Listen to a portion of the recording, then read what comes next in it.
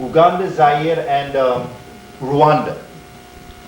It's called the Virunga Mountains, and you have the mountain gorillas in the higher parts of the mountains, and those gorillas that then moved down off of the mountain became the eastern lowland and the western lowland by virtue of the direction in which they went.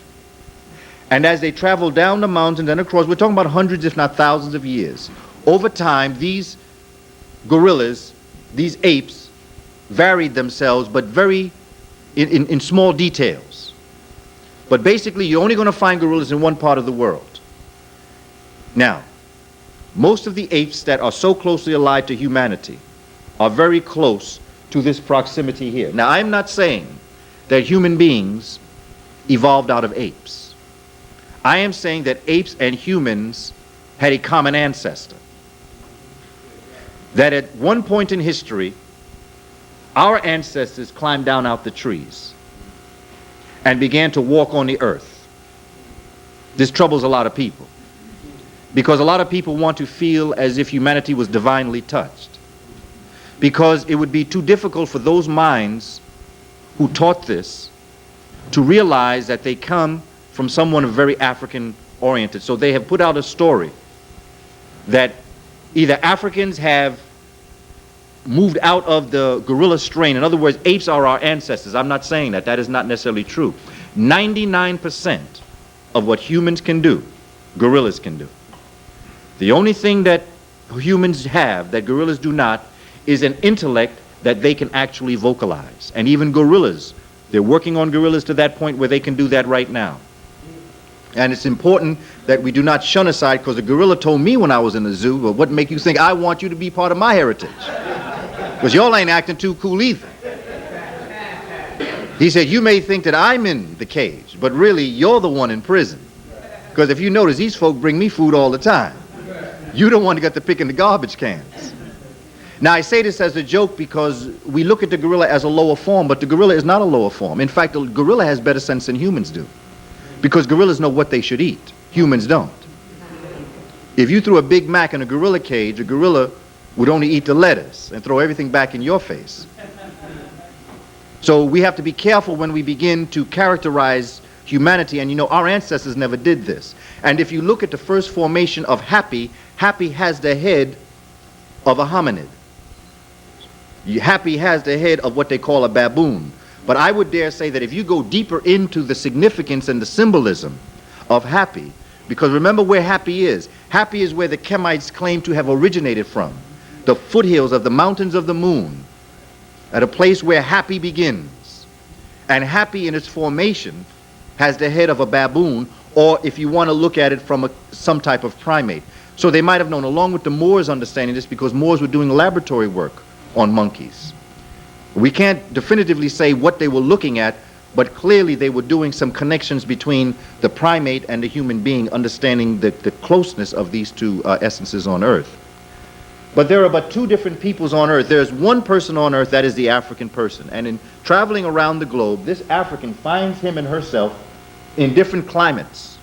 And because of the nature of the production of vitamin D in the body, it has to begin to regulate itself.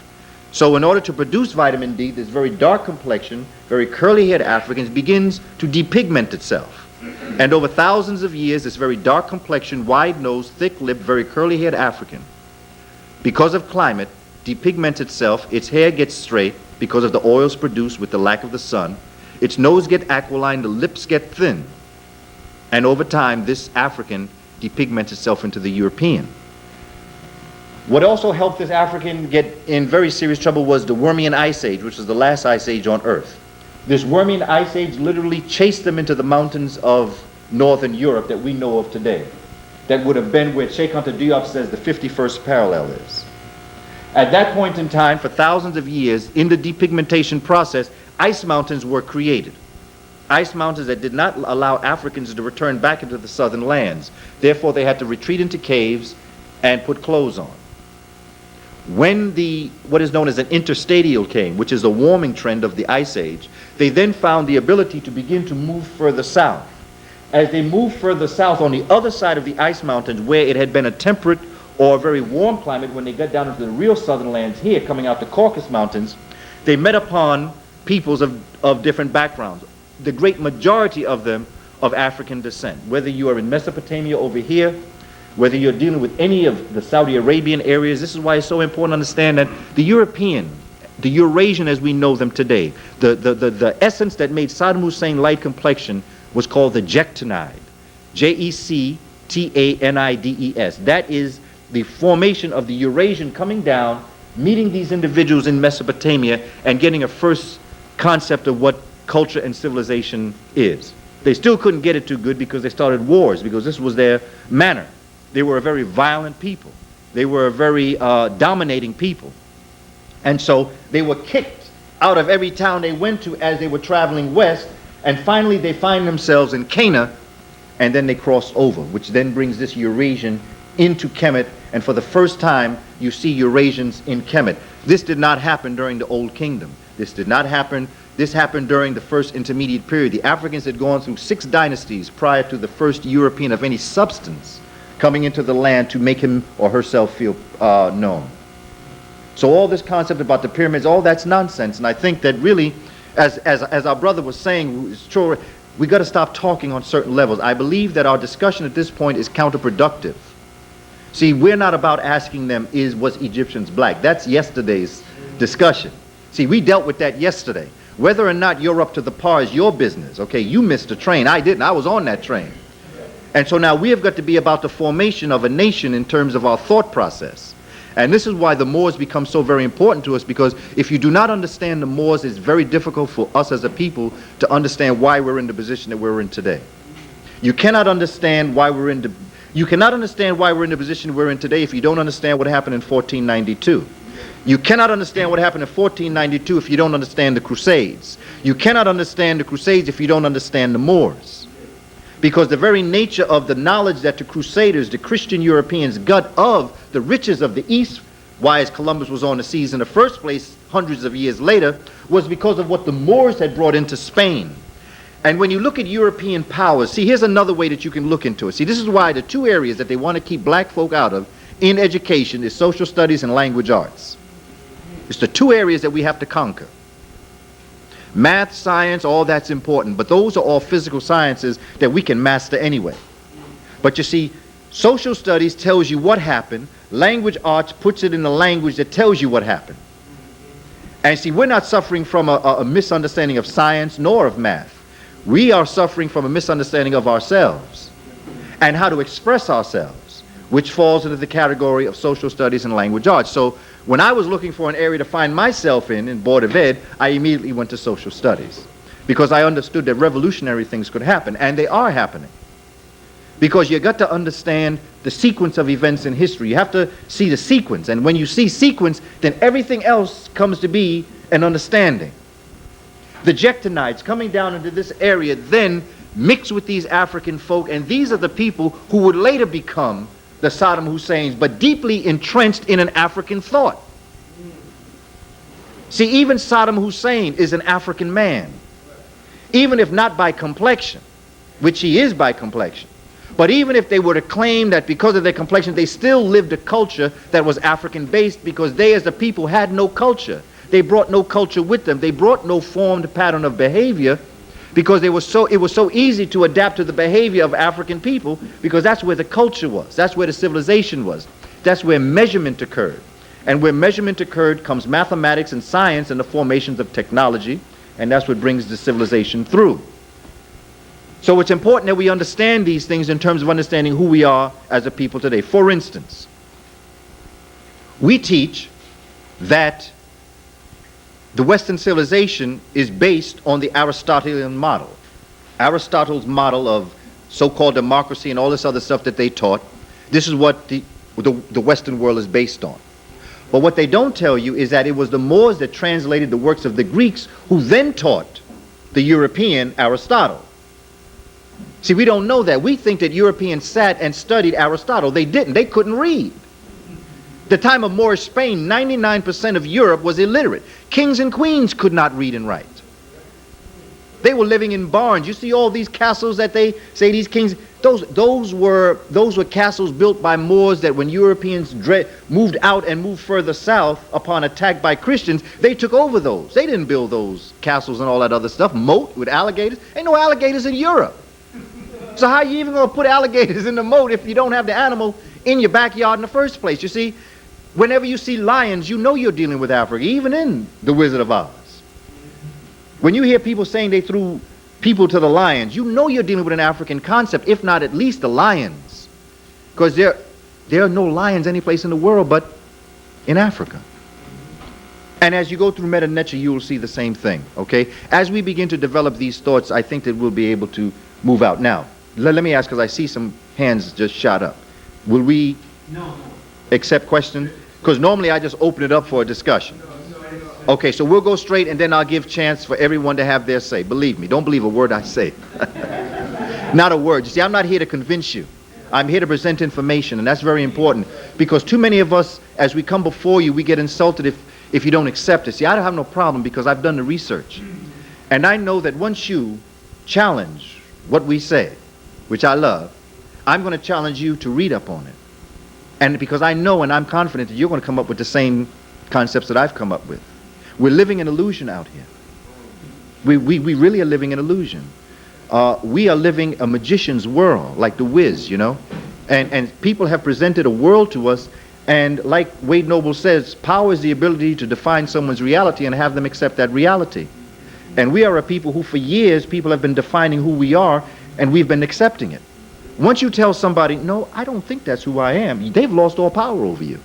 Whether you realize or not, and it doesn't make a difference if you're a homeless person in Newark or if you're an IBM executive. Once you say that you don't have the power to define who I am, you've taken all power. Now, they can imprison you, they can physically do things to you, but they have no power over you. Because if you're not afraid of death, then you are the most powerful person around. Because the lack of the fear of death, and I'm not saying not to have a fear of death, because I fear death. I fear things. But I don't ask you measure me by the amount of my fear. Judge me by the amount of my courage. Because it's courage that then negates fear. So I'm a human being. In fact, I worry about people who say that they're not afraid of anything. In fact, I try to stay away from people who say they're not afraid, because they put themselves into situations where they really don't care what the outcome is. See, I care about what the outcome is. And I want to teach our children to care about what the outcome is. You see, I'm not a kamikaze. And I'm not a martyr. I want to live. I want to live a long life. As Dr. King said, longevity has its place. You see? I'd like to see my children to be 30 years old. But at the same time, if at that cost it costs me my pride and dignity, you can forget that. You can take this, because I'm going to take at least 6 with me. This is the kind of mentality that we have to face for our future. Because that militia is doing a lot more than what we see in Texas. Believe me that. And let me tell you something else. I'm for gun control. Control your gun. You see, I'm not going to tell our community to sell our guns back when I know that they are collecting guns by the dozens every day. You got to be out of your mind to tell the young people get rid of your guns. You see, because I'm not buying back nothing. Ain't nothing in Toys R Us worth with gun. You see what I'm saying? I'm for gun control. In fact, the Constitution almost demands that you bear arms. Okay? So we got to be careful what we tell our children. I'm for gun control. Control your gun. The Moors, as we see them developing and as we look at their development across the world, what we have to do is we have to break it up into certain areas. When we look at this and we understand who the peoples were in terms of who the Moors were, what we begin to do is just look at the word Moor, because they will try to tell you a lot of things about the word Moor. They are now even trying, I mean, I've heard them say actually, and in books, I'm talking about books that we give our children, that the peoples of North Africa were dark complexioned Caucasian. No, I'm telling you, I saw it this year. I could give you the company's name. I've seen this. And they got it all up in this, and they got maps on it where they break up the people, and they have peoples up in here that they would even dare say that they were Vandals. And historically speaking, the Vandals and the Visigoths came down in here, but they never were in control of North Africa at the time that they're saying, and they're not in control of North Africa now. But you see, again, if we're not writing the books, then we can't say, you know, it's like that Paul Revere's horse. You know, Paul Revere's horse was having a discussion with the other horses in the stable. And Paul Revere's horse said, if I had written that story, I'd have been the hero because I'm the one that carried him through the town in the first place. So Paul Revere is not, but it's according to who writes the story. The horse was the hero in that story, but Paul Revere got the credit. And the same is true in terms of our history. It's all according to who's writing the books, and this is why they are doing so many different things to the history books and what they're doing to Molefi Asante and what they're doing to our brother Dr. Ivan Van Sertima and to all of the others in the attacks, because they understand what the Melanic figure is. And I'm telling you now that if this community, if our community and if our children could get a sense of who they were, our children could do in the classroom what Tiger Woods is going to do on the golf course. Now, putting aside all of the brother's personal feelings and beliefs and all the rest of that, and looking at him as a golfer, you can't get better. Not only can't you get better, but he is going to find new and inventive ways of playing golf that has never been seen before. Just as we did in basketball, just as we did in baseball, just as we do in every sport, just as we're doing what our brother John Singleton is doing in the arts, and what our brother Spike Lee is doing and our sisters are doing, Terry McMillan and all the others. They're bringing things to another level. I've seen Spike Lee do things to that camera, use it in a way that I've never seen people use it before. And I'm saying that we're going to bring things to everything we touch is the same thing that the Moors did. But you have to understand what the Moors did to understand exactly the role that they played in history. Because some of us have Moorish blood in us. And because we cannot place it right, we do not put it all together again. It was Napoleon himself who commented that Africa begins at the Pyrenees. Now the Pyrenees is a mountain range that is somewhere between Spain and Portugal. Now Napoleon III, on his inspection of that area, said, because when the show came out, Hunchback of Notre Dame, I kept telling, I really didn't want to take them. I really didn't want to take my family to see it, but I understand pressure, you see, and I bend and I twist, but I wasn't going to let it go. So I kept saying before the movie and even during the movie, I kept saying, I want you to look and I want you to figure out, why is Esmeralda so dark? That's all I kept saying. Why is Esmeralda so dark? Because I wanted my young ones to go into the movie house understanding that there was something they were looking for. They were looking to find out why Esmeralda was so dark. Why was Esmeralda so mistreated, she and her people, in that area of Europe where they were living, in the Hunchback of Notre Dame, the way in which the people treated these so-called gypsies. You see? Now this is what Malcolm was talking about when he was talking about language. See, language is very important, because to understand who the gypsies were, all you have to do is one very important thing, but if you don't do it, you're going to miss it. But if you do it, it's the whole thing. All you got to do is put an E before gypsies. And then you understand who the gypsies were, and you'll understand why Esmeralda was so dark, because they were the Moors. They were the Egyptians. They were the Moors who had been in Europe, and who, after being chased out, became despised because of what they contributed to the community. That is why you'll notice that the gypsies were always reading palms. They were much into astronomy. They were very much into spirituality. They were much into the structure of the society. Why? Because they brought forward this wisdom and knowledge from Africa into Europe. And one of the first things that the European males wanted to do when they wanted to take over the civilization, the Visigoths and the Vandals, was they had to break the power of the woman. This is why it's important to understand that the concept of burning women at the stake didn't happen in Salem, Massachusetts. In fact, that's why Europeans were kicked out of Europe in the first place, because the people were saying, you can't go around burning your woman just because she had an orgasm. Yeah, I mean, that happens sometimes, If you just happen to last long enough, that can happen. But this is what they were doing. If anything occurred out of the ordinary, they would... Homosexuals, we have the term we call faggot. Now, where did the word faggot come from? Faggot came from the fact that in Europe, when someone was of homosexual or gay preference, what the community did is that they made them go out and collect their own sticks that they would burn them at the stake for. And little sticks, twigs, are called faggots. So as they would send these individuals of homosexual or gay or lesbian background out to collect sticks, instead of just saying collect the faggots, they started calling them the faggots. And that's where the word came from. See, we have to understand language. If you don't understand language, you're going to miss things, because we are living an illusion here. And that is because we've allowed people to define us, and we've accepted their definition.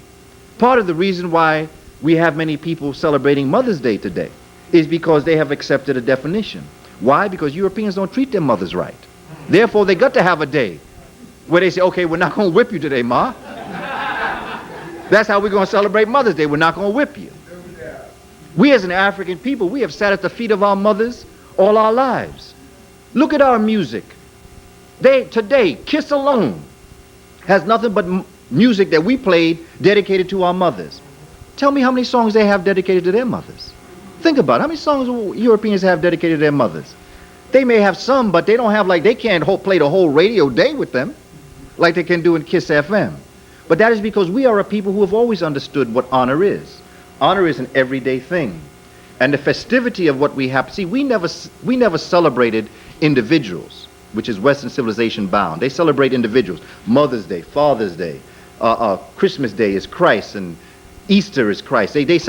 We celebrated events, such as harvests, such as days of our ancestors. But we never celebrated people days the way they celebrate this. Why? Because it's all commercial. Making all this money today, like the brother was breaking down. All these flowers, all these other things that they're going to be going out here trying to convince your mother that you love her so tomorrow you can go out and you're not going to speak to her now for another week or two. See, it's not the way. In fact, most of the time, a lot of African folk, we all live together anyway. So we don't have to travel from another town and to see our mother because mother is with us, or at least somewhere within us. These are the kind of concept that the Moors just did not bring. This is a European concept. And what we've got to begin to do is look at the realities of what we're facing. The origins of the word Moor. Just let me give you some examples of the word Moor. There was a brother, or a gentleman by the name of Richard Hakluyt. He was a traveler in the 1400s who he reported that in the old times the people of Africa were called Ethiops or Moors or Morens, which means that the word Moor was used for anybody of dark complexion. Like Ethiop means land of burnt faces. Moors meant black. In Spanish, mora is blackberry. Moreno is dark complexion. Moreno also means sweetheart. Mira morena. You know, when you say morena in Spanish, sometimes that means sweetheart. Sometimes you say even negrita, that's sweetheart. Why? Because the African woman was the sweetheart of the nation. That is the woman who was held up, just like we hold up the European woman, the blonde, the skinny, all that stuff that we say is the model. In Africa, it was the African woman who was that model of what all perfection was.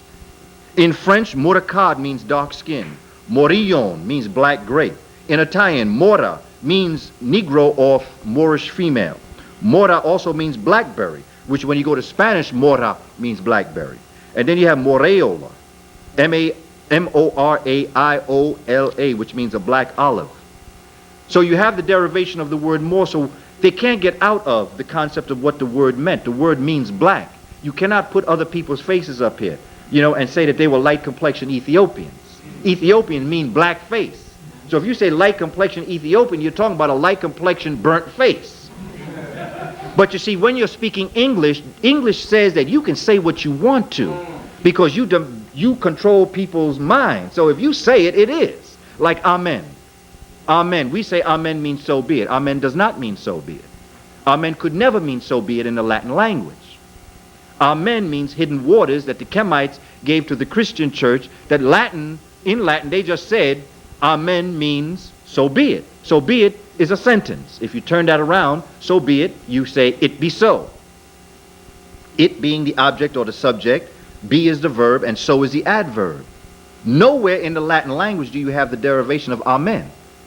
But you do have it in Kemet. So the language, obviously, I mean, they take words and say, this is what it means, and then it's accepted under those conditions. Every day, the Webster's Dictionary is being expanded.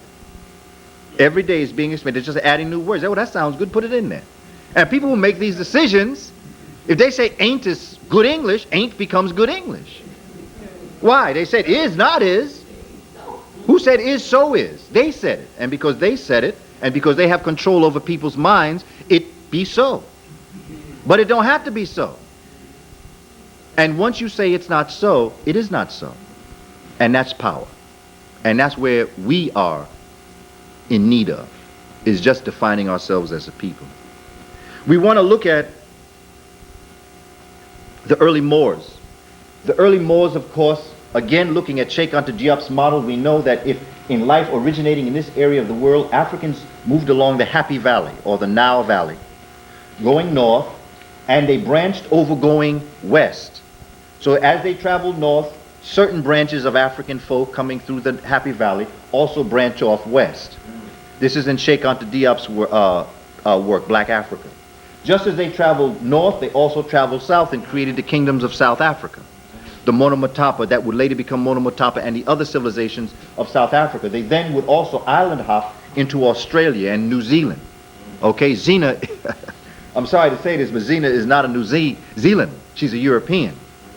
Yeah, and it's very important. New Zealand is an African island. Tasmania is an African island. Australia is an African island. All of these areas are African islands, but when they've been around long enough, they can tell you and make you believe that they've been around a long time. Just like when you look at North Africa, I seen a program where the woman of light complexion was talking about the builders of the pyramids probably looked like her. I can tell you biologically why they couldn't have looked like her. Because when you dress a certain way, and in all of the friezes that we see people that are lightly dressed. If you are a light complexion and you stand in 110 degrees in the shade, you're going to get skin cancer. So you could not have been looking like that and been out in the sun without anything on. So you can't look like that because you would have died. Simple scientific principle. It had no emotion in this at all. I'm not wishing no harm on you. I'm just saying let's look at this. Biologically, you cannot last in the sun for thousands of years and build pyramids. You can't do that. You die on top of the pyramid. It can't be done. You know? Say, yeah, exactly. You see, these are principles of science that once we get these down and it becomes grounded, then we sit and we start laughing at them. And if there's one thing Europeans don't like, they don't like to be laughed at. They don't mind you laughing with them as long as they're telling the joke. As long as they're not the joke. But I have to tell you, they are the joke. They're a very sad joke, because by now I'd be embarrassed to keep telling the same stories that they're telling. And actually believe it, you know. My mother used to say, you know, you're telling this story so convincingly, I could almost believe you know what you're talking about. This is how I feel about them. They play a good game. But as Dr. Clark informed Mary Lefkowitz on the tape that you've seen, you can only have a debate when there are two opinions. There are not two opinions here. There's only one, and the other is a fear of what that opinion really is. You see? So there's no argument here. But we as an African people have to ground ourselves in this and understand where the argument is and where it is not. My mama used to say, don't sweat the small change. And right now they are small change. Because even if they gave us everything we asked for, are we as a nation ready to do what we have to do in terms of assuming control? We need to understand nation building, and looking at the Moors helps us understand this. And this is why I'm looking at the Moors, and that's why I've gone from the Kemetic origin of the universe to the Dogon philosophy to the Moors. Because there's been a natural transgression in my studies to bring me to this level to be able to talk to you about all of the formation, because I can take you right back to the Kemites utilizing the Moors. So it's important that we see this connection. It's important to understand that these early African people can be broken up into different nations. But all people are one people. Don't lose sight of that. There's only one people on this planet. And because of climate, we differentiate ourselves phenotypically or morphologically. That's what happens to the human family. The same thing when you take an animal. You can take an animal in one condition, take them to another condition, and that animal, if it survives in its environment, will mutate itself according to its climate. If we teach this to our children in evolution classes in 6th grade, we have books that teach what's called mutation. Mutation says that if you have a faded plant, that's called an albino plant. If you have a peacock without its colors, that's an albino peacock. If you have a cockroach, a white cockroach, that's an albino cockroach. But see, they stop there. They only deal with animals and plants because they know if they took it to the human level, they would have to make the mutation a European. So they stop in the plants and animals. Because they understand in continuing the story of organic life, that which mutated itself from the human being became the European. And just like all other things, we are not the endangered species, by the way. We are endangered because humans are hunting us. The European is endangered because the sun is hunting them. And it's important to understand that by the year 3000, now I'm being nice because I'm a cosmic being. And I know I'm going to be around in another 1,000 years. I may not look like this, but I'm going to come back in another 1,000 years. So I know I'm here. And as an African being, you will never die. Not only will you never die, but you've been not only here a couple of times, but you've touched other galaxies a couple of times also. And as African people, when we were aware of ourselves and what we were able to do through our melanic state, we knew what galaxies we could tap into. It is my belief, and I'm going to end up with this as we go through this presentation, I believe that there were Africans who dared to go where no others went before. I believe Africans left this planet in ships and have been going through all the galaxies, and I'm going to explain that to you when we break down types of civilizations and how you draw your energy source, and how we as an African people, like the brother said, we can get all this information we want to, get all culturally beside ourselves. But if we don't have the power to do something economically, and after you get the economics together, because remember, we had the culture and we had the economics, we got to get the military piece together. You see, because you may have all the money you want, all the culture you want, but if they got the big guns, you know, it's like when you on that boat, you know? Right. And that man on the end is very haughty and proud. He says, I got the lifeboat. But that old dingy man on the end says, I got the gun, give up that boat. You see, it don't make a difference what you have. If someone can take it from you, then you might as well not have it. So as a nation, we have to start thinking of very serious things that make people very nervous. But we have to do it in a way that I'm not going to whisper it anymore. I really don't think there's a need to whisper. And I think that when we whisper, we're telling our children that either we're scared to speak out. Now, I understand there are times we have to speak to our family members alone. I have no problem with that. But I think we're whispering too much. And I think we're giving the children an impression that we're scared. And you know, we were the warriors of the world at one time, until the gun came along. You know, the gun is a coward's instrument, by the way, even though we invented that too. Because the gun says that I can't tangle with you human to human because you'll hurt me. So I need to be able to stand back from you and fire something at you to knock you down before you can get to me, because I'm afraid for my life in your presence. So that then when you take this gun and then you multiply it so that you shoot more than one bullet, that tells me that not only am I afraid of you shooting once, I'm afraid I'm not going to kill you. I want to get you a couple times. So then comes the machine gun. Then comes the formation of being able to stand on one continent and press a button to send a missile over to another continent. Not only do I not want to have to see you when I kill you, I don't want to be on the same continent when I kill you. So all of this war power, all of these guns are their own demise. Because what African folk are going to do is going to find a new way to create war power using what is out here now. But if we don't get into the state of nation building, then we're going to miss the whole point. So we've got to understand who we are and what we have done in situations that we have been. And Moors were pretty much in the same situation, except for a few differences that we are in today. There was a group of African folk in this area known as the Garamantes. The Garamantes were the Africans from whence Hannibal came out of. Hannibal was a descendant of the Garamantes. St. Augustine was a descendant of the Garamantes. The Moors were descendants of the Garamantes. The Garamantes basically are African folk having moved out into this area because of climate, developed a culture and a way of living.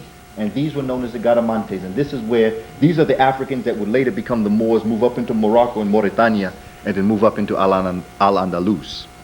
Al-Andalus, as you look at the word Al, if you look at it, basically has the formation of introducing it's almost, from what I can understand, it is like in the Islamic language, it's like a prefix, meaning something, what was going to follow would be spiritual, like Al-Islam, Al-Kameh. See, there is a spiritual formation using the word Al, which of course our word is all. Al-Anda. Anda means to walk in Spanish. Luz. Someone want to help me? Light. So Al-Andalus means to walk in the spiritual light. And that's what they named this country, or this that we today call Spain and Portugal. But it was more than just that, because it touched in the southern parts of France. So the Garamantes were the North Africans, and they were contemporaries of the Kemites. In other words, when the Kemites had their wonderful civilizations, the Garamantes were also doing things. See, we're caught up in Egypt where we look at the pyramids and we look at, but we don't know that at the same time Egypt was flourishing, so was Sudan and Ethiopia. So was northern parts of Africa, including Western Africa. But you see, Egypt is the doorway to African wisdom by the European. They entered Africa through Europe. That's the only thing they know. So therefore, to them, when they write books, everything deals with Egypt. But as an African people, there were things going on in Africa that's just as dynamic. I'll give you another example in social studies. We teach our children about Native Americans, but what we do is that we take the same route Europeans took. We look at the Native Americans along the East Coast when we start teaching children about Native Americans. We don't teach them about what was going on down here. We teach them Native Americans the East Coast, basically where the 13 colonies were. The reality of it is that to understand the Native American nation, you've got to look at the Mississippi River. Because the Mississippi River to Native Americans was what happy was to the Africans. You go to a place known as Cahokia, which, when you look at the Mississippi River, it almost becomes like a Y and then it comes down. Cahokia is located in southern Illinois. It is the largest pyramid in the northern hemisphere. There are over 110 pyramids along the Mississippi River. For more information on that, there's a book called, by Jack Weatherford, called Native Roots, Chapter 2. It's called Pyramids Along the Mississippi. There is evidence of Ramses III on the Mississippi River. There's a book called Ramses III, Father of America. Get that book and you'll see. Ramses, 1,500 years before the Christian era. Evidence. There is evidence of Africans in Davenport, Illinois. Evidence of Africans in California. Evidence of Africans in New York State. Thousands of years before the European even came to this area. See, we get the impression, because of what they have introduced, that everything started happening in 1492. There was lively and real trade amongst Africans and Native Americans thousands of years before the European even left the caves 2,000 years BC. There is evidence in Cahokia, Illinois, of trade going on with Native Americans of Brazil. There is evidence in Cahokia of artifacts of Native Americans from Canada. There is evidence of an attempted unification of the Native American world amongst the Siouan world, the Muskegon world, and what is known as the Haudenosaunee or the Iroquoian. There is evidence of the three languages coming together, and Cahokia almost was like Washington, D.C. for Native Americans. That was the center point, and you find it right in the middle. You find evidence of all three languages spoken throughout the American hemisphere of Native American peoples in Cahokia, almost like it's a repository of information. This pyramid I'm talking about is called Monk's Mound. Why? Because Monk's Mound is called because when the Trappist monks came to this area, they sat on the pyramid and took it over. And they started dismantling the stones and all the other things that built the pyramid to build their cities. So now when you go to these areas here, you see what are called mounds. But what you don't know is these mounds were once pyramids prior to Europeans dismantling the stones and the bricks and the mortar to build their homes that you see today. Now this is real live history, and I would challenge anybody to refute it. Anybody. Because this is either here or it's not. It's either real or it's unreal. And if I am wrong, please correct me, because I want the right way. I don't want my way. I want the right way. But just as we study African people through what they experience, we think the only thing happening in this time is what's happening in Egypt. But there's in Cuba, if you read the book by Dr. Chancellor Williams, The Destruction of Black Civilization, he has a piece on Cuba. Central Africa, flourishing civilizations. In Africa, there are civilizations built on top of civilizations. The pyramids are much older than what they say. Not to mention the Sphinx. And when our children start getting into this wisdom and start bringing out their creative genius, and once the ancestors start tapping into their collective unconscious, they're going to be able to see things that we can't see. Just like we're seeing things that those that came before us did not see. Not because anybody's better than the other, it's that every generation makes it better for the next. And so this work that we're doing now is as a roadmap. There is a curriculum here.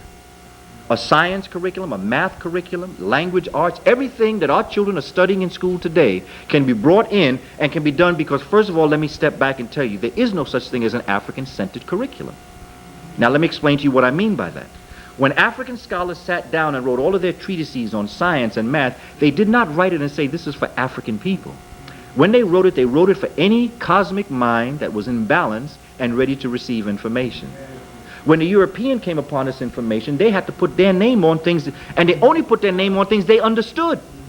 Theodosius in the 4th century, Justinian in 529, closed all of the temples of the Greek and African educational centers and burned the books. Not to mention, as we come up into 1492, Bishop Lander will do in America to Native American what Cardinal Cisneros did to the Moorish books in Spain. They destroyed the books. Now, when the emperors destroyed the knowledge of the Kemites and what the Greeks got out of the Kemites in 429 and in 529, they plunged Europe into what they call the Dark Ages. The Moors then brought this knowledge back in, having translated the work of the Egyptians, having translated, the Moors translated the works of the Greeks, not knowing they were translating the works of their own ancestors that the Greeks had misunderstood. Africans such as Ibn Rushd, who is known as Averroes, or Ibn Sina, who is known as Ibn Sin, or Avicenna, they read the works of the Greeks, and there is a piece, it's called Egyptian Sacred Science and Al-Islam. It's one of the books that I recommended on the list that you have that spoke about my coming here, where he takes every one of these writers and authors and thinkers and talks about how they felt about the Greeks. They literally turned inside out. Ibn Sina literally turned inside out the Greek thought to bring it back to the Kemetic level. In other words, what the Greeks got wrong, the Moors corrected to make right again. They studied the work of the Sumerians and the Akkadians, all of the ancient work the Moors sent around the world for the works of the Chinese, everybody, and translated these works. And they were well aware of all of this wisdom and all of this knowledge. And they were able to bring it back. Now, what happened? Africans, remember, at this time also are sharing knowledge with Native Americans, and Native Americans are sharing their wisdom with African people, because this is a two-way street now. See, a lot of Native Americans are getting very offended also, and I can kind of understand, because sometimes we as African people get excited with this wisdom. We do to Native Americans the same thing the Europeans do. Make it seem like Native Americans are just waiting on the coast for some wisdom to come. Native Americans were very much aware of their surroundings. They were very much aware of pharmacology and agriculture. They had their own over 250 different kinds of potatoes in South America. So they were well aware. But they did not have pyramid building technology. They didn't have that. And the evidence of that is that it appeared when we see Africans coming to this part of the world. Nothing is born overnight. You can't build a pyramid overnight. It takes time to study. It takes time to master the math and the science, and then you can build things. So obviously there was a trade going on in terms of wisdom. So now the wisdom of the Moors and the wisdom of the Native American is burnt by Europeans, who one of the bishops, Cisneros, had a barn fire, and in the middle of the public courtyard in Granada in August of 1492, which is a couple of months before Columbus is on the sea, they burned over 800,000 Moorish transcripts on science, math, and language arts.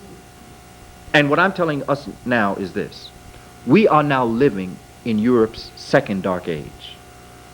Because of the burning of those books back then, it took 500 years. There are treatises that show that Moors understood that if you take the nucleus, if you split the nucleus of certain elements and then contain those split nuclei in a contained area and then let off the detonation, you would have a mighty event. They never said explosion. It took them 500 years for Einstein to understand that concept, and that is the atom bomb. That is what is known as fission in science. Africans understood this way back then. And this is in their Moorish writings. If you want to see this, Ivan van Sertima's piece, The Golden Age of the Moors, a book to look at, because he has a nice breakdown of different essays that talk about the Moors. This is the kind of information that we need to understand in order to move forward with our young people. So the Garamantes are the early peoples that would later become the Moors. There is also a Kemetic and Dogon connection.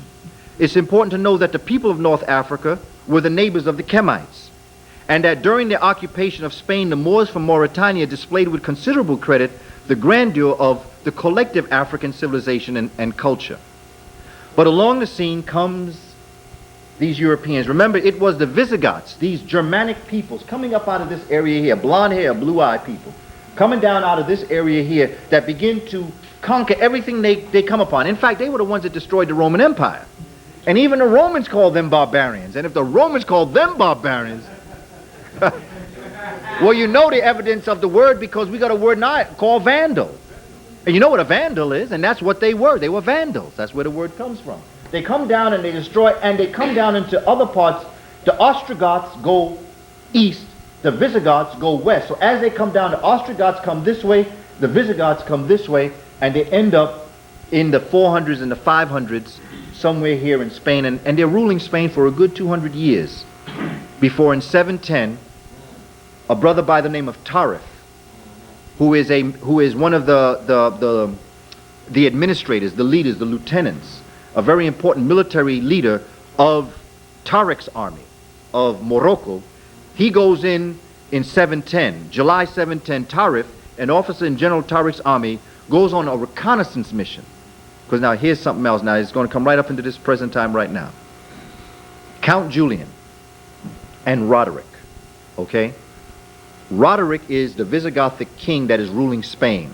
And Count Julian is a prince. He's someone of value. He's someone who has a daughter who sends his daughter into the court of Roderick to be trained to become a lady. It is said, this is the way the story goes, that Roderick violated Count Julian's daughter. He raped her. And Count Julian got very upset. And this is what started it. Because he whistled over to the Africans here. He said, look, I got something for you now. He called them forward. And that's when Tarif went up to do a reconnaissance. He spoke to Julian to see what he was coming from, to see, why are you giving up all this land here? It all came, the story comes down that it was because of his daughter. Tarif, and by the way, that's where we get the word, the name Tarif, when you have to pay a tariff, was because where Tarif landed, Europeans had to pay a tariff from that point on in order to make that movement into that part of land. So the word tariff comes out of Tarif. Okay, the next year, there's a brother by the name of Tariq ibn Ziyad ibn Abd Allah ibn Walgu. Now that's an African right there by how many names he's got. And now you know where the Hispanics get it from. When they had this joke about, my name is Jose Moreno, going to Gonzalez Alvarez. Well, that's where they got it from. Because before that, they were just so-and-so of this, so-and-so of this. But see, when you get this concept of naming yourself after different elements, then you come forward with these concepts. In 711, Tariq with Berbers, who are Africans, by the way, don't let them tell you that Berbers are light complexion people. That's where they get the word from, barbers, barbarians. Romans call Africans barbarians. And that word, that's why it's called the Barbary Coast in that area, because they said along this coast there are barbarians, Berbers. These are African people here. This is even before there were light complexion people here. Tarif goes over and he disembarks near a rocky place. He has 7,000 men, 6,700 are Africans, and 300 are Arab translators. He makes his way into the land. There's a rocky place that was at that time called Gebel Tariq, which today we call Gibraltar. Gibral is the contaminated form of Gebel, and Tariq, which is the name of the general. Gebel Tariq became Gibraltar. In August of 711, he won a decisive victory over the Visigothic army. And by the way, if your name is Medina, that's a Moorish name. Your name is Alvarez, anything with Al in it, Alfred, Albert, that's all Moorish. That's all African. Your name is Morris, Maurice, Morristown, anything like that, Gouverneur Morris, all that's African. All of that is African. Whenever you see the word Moor, you're dealing with an African. Lissim Moor, Kalim Moor, whatever Moor is African.